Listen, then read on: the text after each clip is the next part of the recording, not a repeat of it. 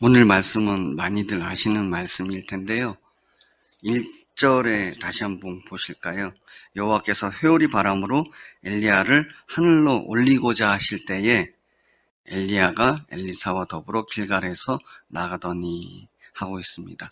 오늘 말씀은 선지자 엘리야의 시대가 가고 이제 엘리사가 등장하게 되는 때입니다. 그렇기 때문에 너무나도 감사하게 이번 주에 있었던 이 취임식과 굉장히 동일한 모습을 볼 수가 있었습니다. 그렇기 때문에 다시 한번 엘리야가 어땠는지를 한번 정리를 해보면요. 엘리야는 하나님께서 북이스라엘에 3년 가뭄을 선포하게 하셨고, 갈멜산에서 바알 선지자 450명, 또 아세라 선지자 400명, 850대 1로 싸움을 하게 하셔서 승리하게 하셨음을 우리가 알고 있습니다. 그런데 그 즉시 이세벨이 엘리야를 죽이겠다고 하니까 엘리야가 도망갔지요. 브엘세바로 도망갔습니다. 그러고 나서 호렙산으로 가게 됩니다. 거기서 하나님께서 만나주시죠. 다시 한번 말씀해 주시는데, 그런데도 엘리야는 사람과 성정이 같은지라 또 그에게 대답을 들으시고 하나님께서는 엘리야에게 명령을 하시는 것을 볼 수가 있겠습니다. 그 명령을 잠깐 읽어드리면, 하시엘에게 기름을 부어 아람의 왕이 되게 하고, 님시의 아들 예후에게 기름을 부어 이스라엘의 왕이 되게 하고, 아벨무올라 사밧의 아들 엘리사에게 기름을 부어 너를 대신하여 선지자가 되게 하라. 이 명령을 받습니다.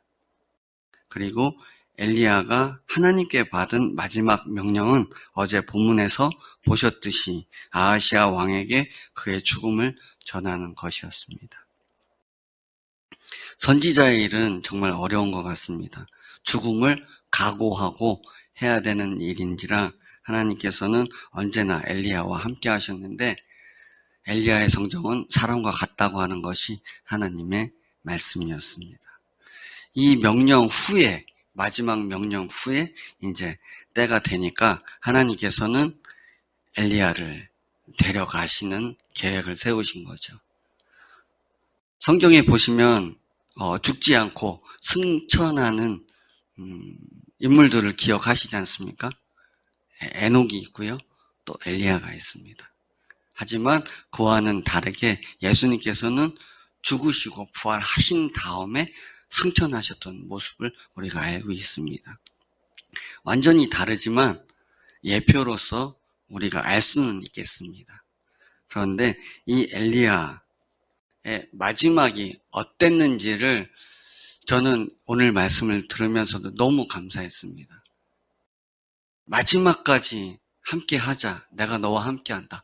호렙산에서 호풍 환우를 일으키시고 다 보여주셨는데도 엘리야가 너무 어려워하니까 엘리사로 이제 넘어주시는 과정인데도 엘리야의 마지막 모습이 아름답지 않습니까?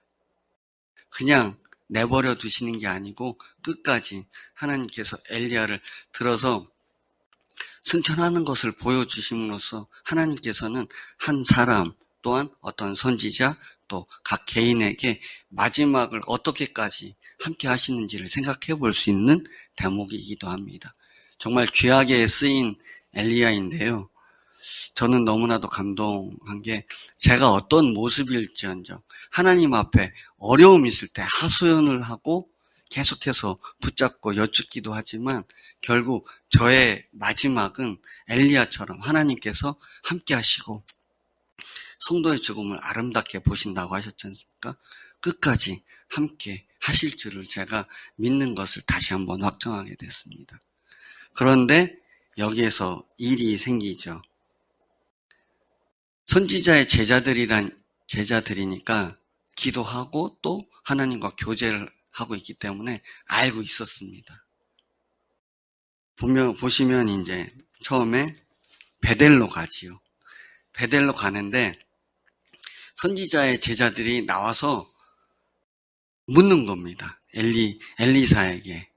당신 알지요? 하나님께서 오늘 엘리야를 데리고 가실 겁니다.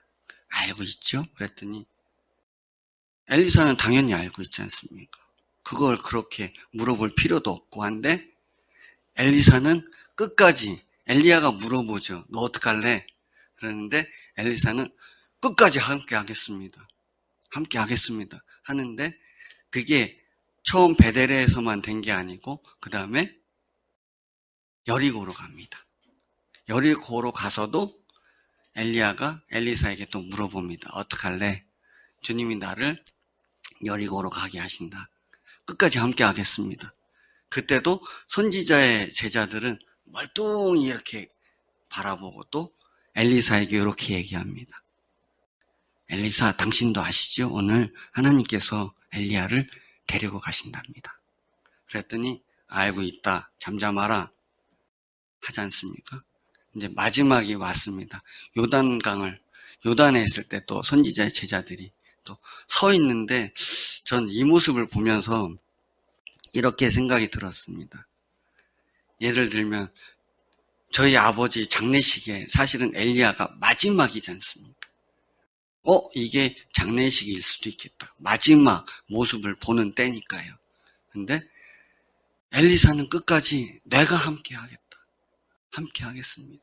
어떻게 제가 따로 있겠습니까? 하는데 나머지 50명은 쫙 이렇게 바라보고 있습니다. 아하, 그저 방관하고 있구나. 하나님께서 끝까지 그 역사를 보여주고 계시는데 거기에 동참하지 않고 끝까지 이렇게 방관만 하고 있는 겁니다. 교회에 이런 모습이 있을 수도 있겠다. 하나님께서는 22년 전에 우리 주님의 기쁨교회를 세우셨는데요. 3가지 소명을 위해서 부르셨는데 어떤 사람들은 엘리사처럼 끝까지 함께 하려고 하겠습니다 하는데 어떤 분들은 끝까지 이렇게 아시죠? 하나님이 이렇게 하신답니다. 음성은 듣죠.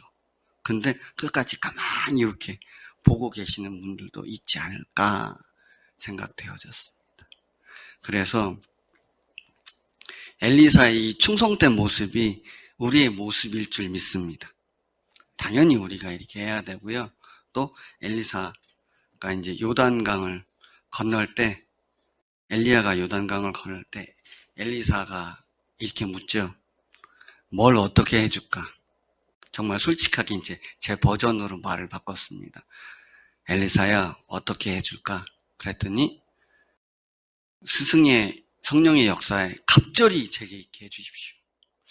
이 말씀을 묻는데 이 말씀을 묵상하는데 예전에는 이랬습니다.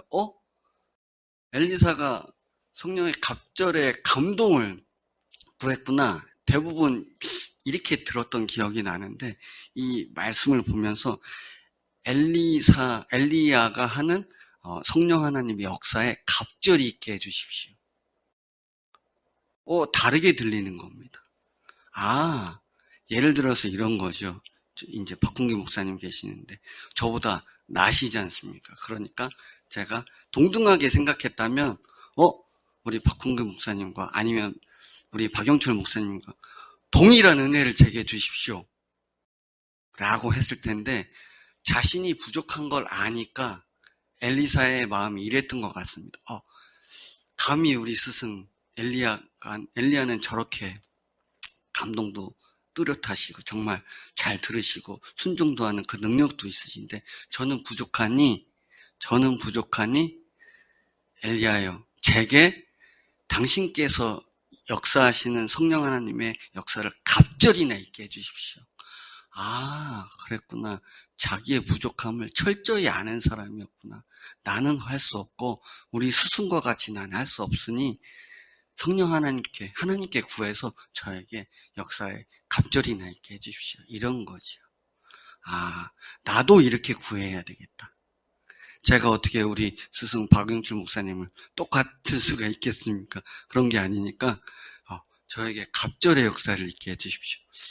이런 모습이구나. 그래서 또한 은혜가 되었습니다. 이제 엘리야가 승천할 때 엘리사는 이렇게 얘기하죠. 아버지요. 사실 우리 박영철 목사님께 제가 질문을 한 적이 있습니다. 목사님, 디모데와 디도는 다른 것 같은데 디도는 사역을 잘하고 디모데는 맨날 하나하나 미주알 고주알 얘기해주고 무슨 차이가 있는 겁니까? 그랬더니 우리 박 목사님이 저한테 그러시더라고요. 뭐라 이거는 관계성 아닐까? 그만큼 사도 바울은 디모데를 아들로 생각하고 있더라고요. 그래, 이거는 관계성이구나. 우리가 리더와 관계를 어떻게 가져야 될지, 하나님과 관계를 어떻게 가져야 될지 더욱더 생각하게 되는 부분이었고요. 이제 우리가 생각해 볼 것은 이런 것 같습니다. 오늘 말씀으로 제가 생각하는 감동, 은혜 주신 부분은 이런 거였습니다. 하나님께서는 사람이 어떻든 간에 하나님의 뜻은 아름답고 고결하며 끝까지 사람을 사랑하시는 모습을 보여주셨고요. 또 엘리야와 엘리사를 보면서 함께 한마음으로 달려가는 엘리사의 모습이 우리 모습이 되어야겠구나 생각되어졌습니다. 그리고 앞으로 우리가 기도할 때에 이제 이병훈 목사님이 담임 목사님으로 취임하셨기 때문에 이렇게 기도해야 되지 않을까. 나의 영광을 위한 기도가 아니고 중보 기도로서 이병헌 목사님을 위해서 엘리사가 구했던 것처럼 또 성령의 갑절의 역사가 이병헌 목사님을 통해서 우리 교회에 역사가 있기를 기도해야 되겠다고 생각했습니다. 그리고 우리는 엘리사처럼 내가 부족함을 알고 겸손함으로 하나님께 진실되게 구해야 할 것을 믿습니다. 우리가 우리의 힘으로 우리의 사역지에서 사명을 감당하는 것이 아니라 온전히 나는 할 수 없습니다. 예수님이 나의 주인 되십니다. 그러니 성령께서 나를 붙잡아 성령의 능력으로 모든 것을 감당하게 하옵소서라고 기도해야 될 줄 믿습니다. 선주를 알거든 넘어질까 조심하라는 말씀이 있습니다. 언제나 나는 하나님 앞에 피조물로서 겸손히 행해야 할 줄 믿습니다. 왜 그런가 생각해 봤습니다. 왜 이렇게 해야 될까? 승천하신 예수님은 다시 오시기 때문입니다. 그저 승천만 하신 게 아니고 지금 우리가 이번 주 말씀처럼 예수님과 연합되어서 예수님이 나와 동행하시고 나와 함께 살아계시는데 그 예수님과 연합되었기 때문에 오늘을 주님과 함께 동행해야 될 줄 믿습니다. 왜냐하면 예수님은 언제나 우리와 함께 하신다고 약속해 주셨기 때문에 그 말씀대로 내가 어려울 때, 내가 외로울 때, 힘들 때, 또 낙심할 때, 좌절할 때도 예수님은 함께 하시지 않습니까? 그렇기 때문에 더욱더 예수님 바라보고 함께 하신 주님께 여쭙고 의뢰하고 또 그 주님이 함께 해주신 그 기쁨으로 함께 나아가는 우리가 돼야 될 줄 믿습니다. 그래서 언제나 주님께 여쭙고 함께 하시는 우리 주님의 기쁨 교회 형제 자매님들 되시기를 축복합니다. 기도하시겠습니다. 하나님 아버지 감사합니다.